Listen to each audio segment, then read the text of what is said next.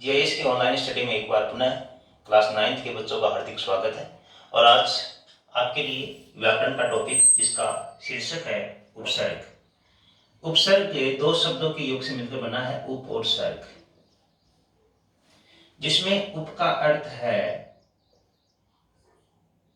पास या सहायक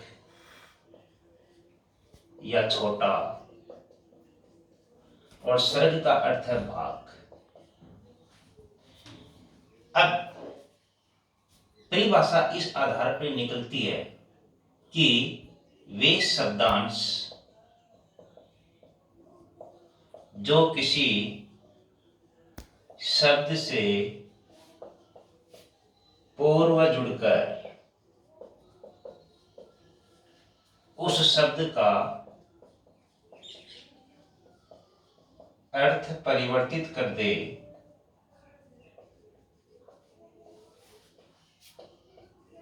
या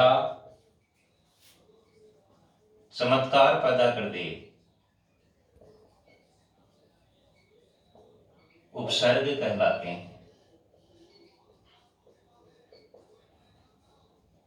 देखिए, परिभाषा में इसका ध्यान रखना है। वे शब्दांश, उपसर्ग शब्द नहीं होता है बल्कि शब्दांश होता है, अर्थात शब्द का एक हिस्सा मात्र होता है। अंश का अर्थ होता है हिस्सा, शब्द का हिस्सा, शब्द नहीं होगा। किसी भी शब्द से पहले जुड़कर जो शब्द आपके पास है उस शब्द का वो पूर्णतया अर्थ परिवर्तित कर देगा या एक नया चमत्कार सा पैदा हो जाएगा। फॉर एग्जाम्पल, जैसे एक शब्द है हार। हार का अर्थ है हार जाना। अगर इससे पहले अपन वी उपसर्ग लगाएंगे, ये उपसर्ग है, ये शब्द नहीं है, ये शब्दांश है और ये एक भाग है।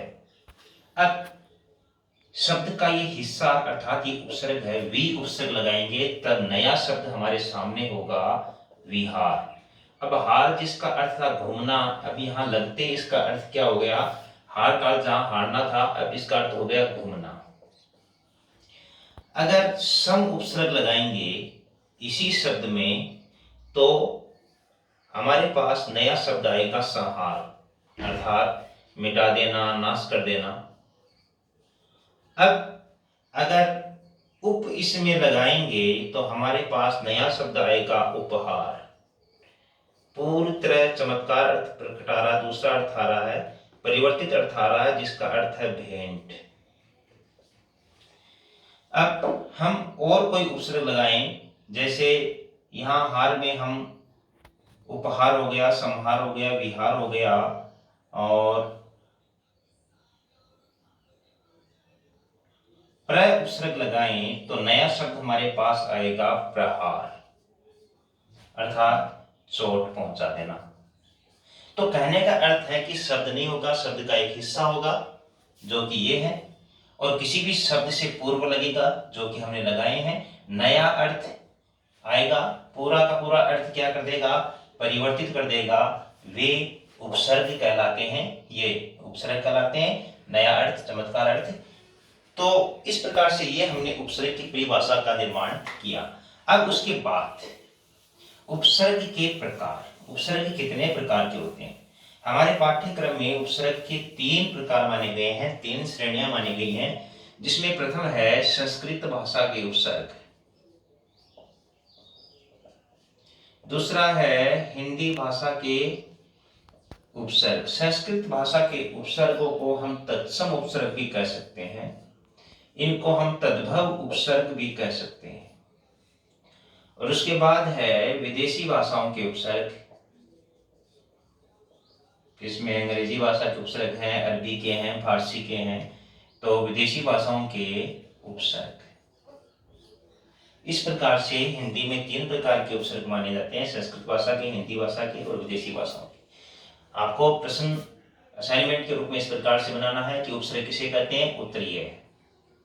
दूसरा प्रश्न लिखना है कि उपसर्ग कितने प्रकार के होते हैं? उपसर्ग 3 प्रकार के होते हैं, उत्तर यह है। अब हम आज इस वीडियो के अंतर्गत संस्कृत भाषा के उपसर्गों की चर्चा करेंगे। अर्थात संस्कृत भाषा के उपसर्ग कौन से हैं और उनसे शब्द बनाएंगे।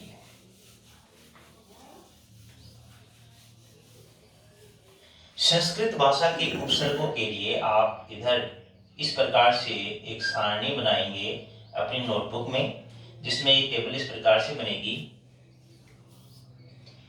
पहले जो टेबल है उसमें आप लिखेंगे उपसर्ग का नाम, दूसरे में अर्थ है, और यहां आप लिखेंगे उपसर्ग युक्त शब्द।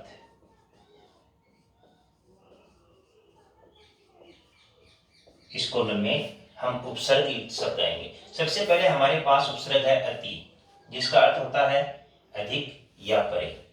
अब अति शब्द से, अति शब्दांश या उपसर्ग से हम क्या बनाएंगे, नए शब्द बनाएंगे, जैसे अतिसार, जैसे अतिक्रमण, जैसे अत्यंत, जैसे अत्यावश्यक, जैसे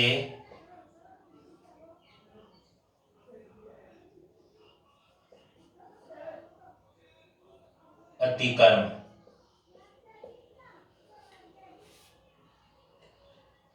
अब इस प्रकार से हमारे पास अति, अति। अब ये जो शब्द आया है ये संधि के अनुसार आया है। यहां पर आपको इस बात का भी ध्यान रखना है कि ए के बाद में अगर आधा तय है और ये है तो ये आ गया, इसका मतलब ये यन संधि के अनुसार टूटेगा। ए के बाद में जहां आधा तय दिखे तो आधे तय में ई की मात्रा मिला दो और ये में जो मिला हुआ उसको बाहर निकाल दो। ये में ए मिला हुआ है तो अति जोड़ अंत। ठीक इसी प्रकार यहाँ अत्यावश्यक, अत्यावश्यक, ए के बाद आधा तय है, आधा तय में ये आते ही हमने ये की जगह क्या कर दिया ई, और ये में क्या मिला हुआ पहले से आ, और जो बच गया वो लिख दो, तो हमारे पास आवश्यक मूल शब्द आ गया और अति उपसर्ग आ गया। ठीक इसी प्रकार अत्याचार, अत्याचार को हम संधि के अनुसार तोड़ेंगे तो ए के बाद आधा तय है, ये आते ही उसको ई में तब्दील कर दिया, ये में जो मिला हुआ उसको बाहर लिख देंगे आचार। अब आचार में भी उपसर्ग है तो अति और आ, इसमें दो उपसर्ग हो गए प्लस मूल शब्द हो गया चार। जब तक उपसर्ग आ रहे हैं तब तक हमें उपसर्ग निकालते रहने हैं, और जब तक एक शब्द नहीं आता तब तक उसको हम मूल शब्द के रूप में लिखेंगे। हालांकि सही ये भी है लेकिन ये ज्यादा सही है। तो इस प्रकार से ये अति से शब्द बन सकते हैं। उसके बाद अगला उपसर्ग है अधि। अधि का अर्थ होता है ऊपर या अधिक। अब शब्द बनेंगे जैसे अधिकार, अधिनियम, अधिवास, अधिगम। उसके बाद में अध्यक्ष, अध्ययन, अध्यापक, अध्यवसान, अध्युढ़ा। अब देखिए इनमें कोई प्रॉब्लम नहीं है, अधि अलग है, कार अलग है, अधि और नियम। हाँ, यहाँ आपको दो उपसर्ग मिल रहे हैं, अधि उपसर्ग है, नि उपसर्ग है और यम यानी मूल शब्द। अधिवास, अधि और वास, अधिगम, अधि और गम। अधिगम का अर्थ होता है लर्निंग, सीखना। अध्यक्ष, जो नियम पहले बताया था, ये से पहले आधा दिखते ही आपको ई की मात्रा जोड़ देनी है, ये में जो मिला हुआ उसको बाहर निकाल देना है, तो अक्ष इसमें मूल शब्द, अधि इसमें उपसर्ग। इसी प्रकार यहाँ पर ध है, ये दिखते ही ई की मात्रा कर दी, ये में क्या मिला हुआ है, अयन मूल शब्द। यहाँ पर अधि आपक मूल शब्द, आधा दिखते ही ई की मात्रा जोड़ दो, ये में जो मिला उसको बाहर निकाल दो। अधि जोड़ अव जोड़ शान, यहाँ दो उपसर्ग है, और द्युदा अधि जोड़ उड़ा। इस प्रकार से ये अधि उपसर्ग हो गया। उसके बाद अगला उपसर्ग है अपने पास अनु, अनु का अर्थ है पीछे या समान, जैसे अनुचर, अनुगमन, अनुसार, अन्वी। अब देखिए अन्वीक्षण। अब यहां पर अनु अलग है, चर, अनु अलग है, गमन जाना, अनुसार, अन्वी। अब नया आधा है वैसे पहले, वैसे पहले जहां आधा हो, यह संधि का दूसरा नियम है। यदि ओ या ओ के बाद कोई असमान स्वर आए तो ओ के स्थान पर हम वह कर देते हैं और आगे आने वाला स्वर व में मिला देते हैं। तो वह आ गया तो हम ऊ करेंगे, न में ऊ की मात्रा मिला देंगे, वह में जो मिला हुआ उसको बाहर निकाल देंगे, अनु जोड़ ऐ। इसी प्रकार अन्वेक्षण, अनु जोड़ एक क्षण। तो ठीक इसी प्रकार अनुसंधान शब्द बन जाएगा, अनु जोड़ सम जोड़ धान, यहां दो है, अनु है प्लस सम उपसर्ग है प्लस धान मूल शब्द है।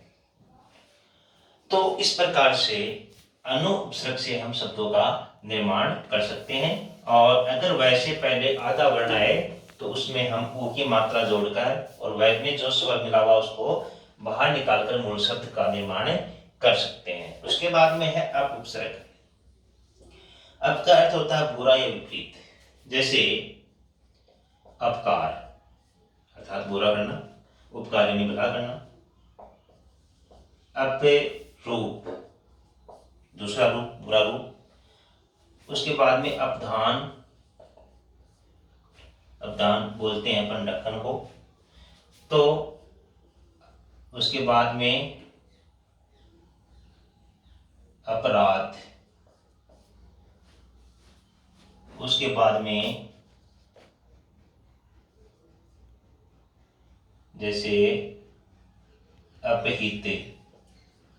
तो इस प्रकार से हमारे पास ये अप शब्द अप उपसर्ग के रूप में अलग अलग अपन निकाल सकते हैं। इसमें कोई स्वर नहीं मिले हुए हैं, इसलिए कोई प्रॉब्लम नहीं है। उसके बाद में हमारे पास अभी उपसर्ग, जिसका अर्थ है सामने, पास या विशेष। अब अभी से अपन शब्द बनाएंगे, कुछ आसान शब्द बनाएंगे, जैसे अभिमत, जैसे अभियोग, अभियोग यानी मुकदमा, जैसे अभ्युदय, जैसे अभ्यास, जैसे अभ्यागत, जैसे अभ्यस्त, जैसे। अब देखिए अभी अलग है, मत अलग है, अभी अलग है, योग अलग है। अब अभ्युदय वही ये आ गया, ये या वैसे पहले जो भी आधा लेटर है उसमें ई मिला दो, ये आने पर ई और वह आने पर ऊ। ये में जो मिला हुआ उसको बाहर निकाल दो, मिला हुआ क्या है ऊ, उदय मूल शब्द। अभी ये में क्या मिला हुआ है आस, आस मूल शब्द। अभी ये में क्या मिला हुआ है आगत, आगत मूल शब्द। अब यहाँ पर अपन को साफ साफ पता चला है कि आ भी उपसर्ग है, गत यानी जाना। तो इसमें दो उपसर्ग है, अभी आ प्लस गत। अभ्यस्ते, अभी जोड़े अस्त।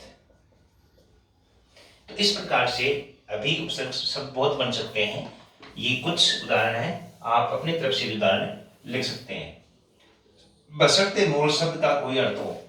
उपसर्ग में ध्यान इस बात का रखना है कि मूल शब्द का अर्थ होना चाहिए। अगर मूल शब्द का अर्थ नहीं है तो इसका मतलब आपका उपसर्ग निकालना गलत है। उसके बाद अव, अव का अर्थ है नीचा, बुरा या हीन, जैसे अवगुण। और उसके बाद में हम बात करेंगे अव उपसर्ग की, अवगत, अवकाश, अवरोध, अवमानना और अवचेतन।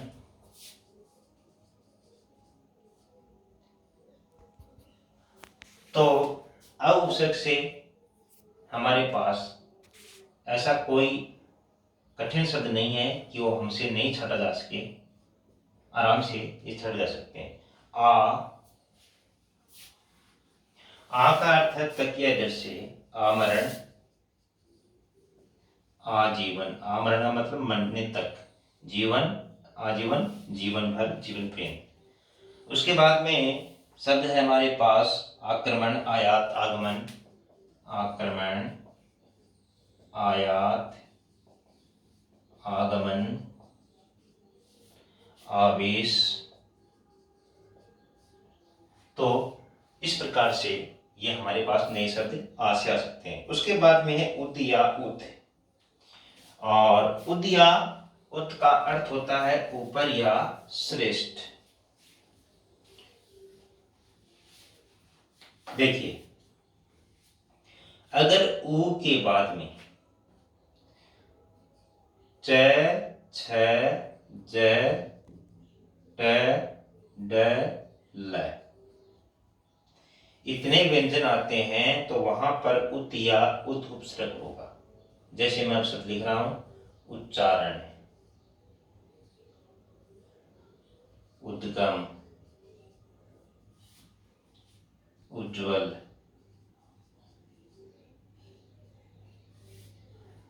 उड्डयन, उल्लास,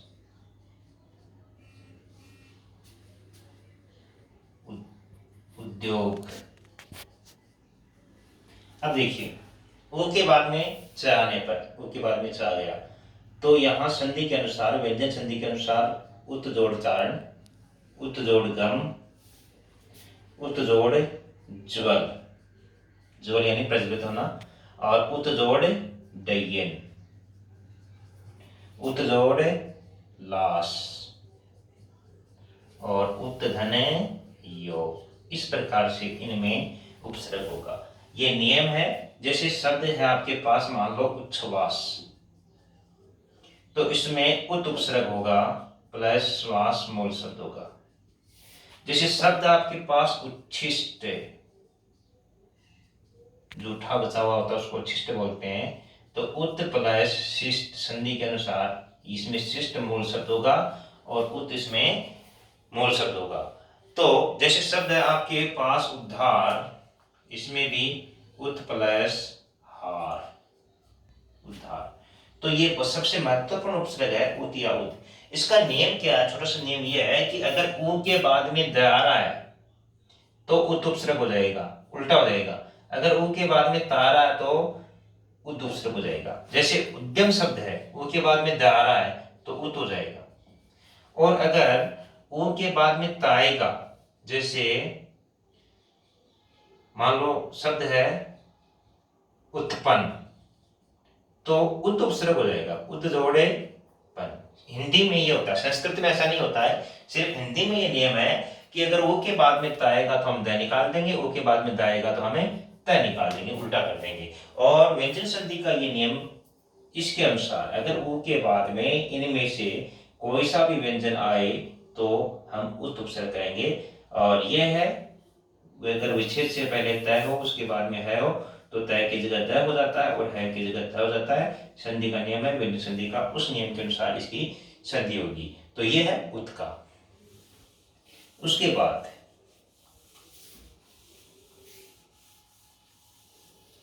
उपसर्ग हमारे पास उप, अगला।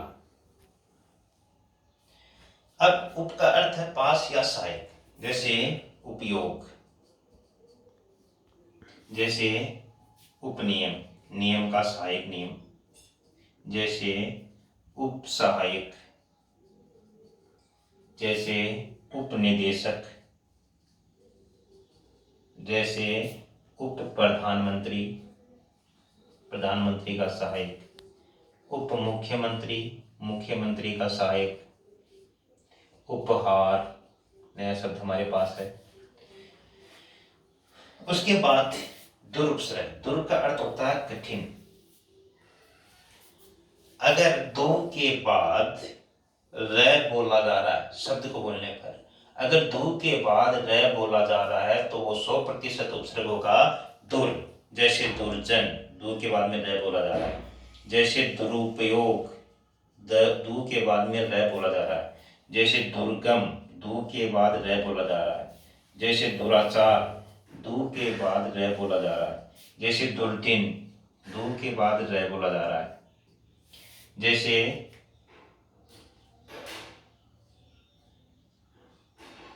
शब्द है जैसे दुर्भी संधि,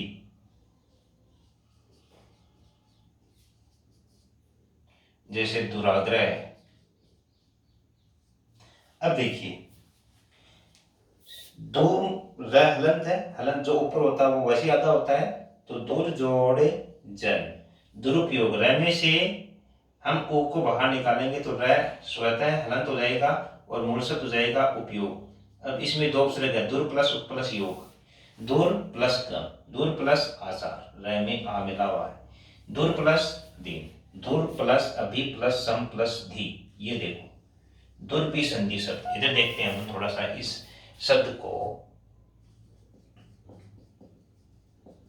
देखिए इसमें कई उपसर्ग है, दूर प्लस अभी प्लस सम, ये 3 उपसर्ग है।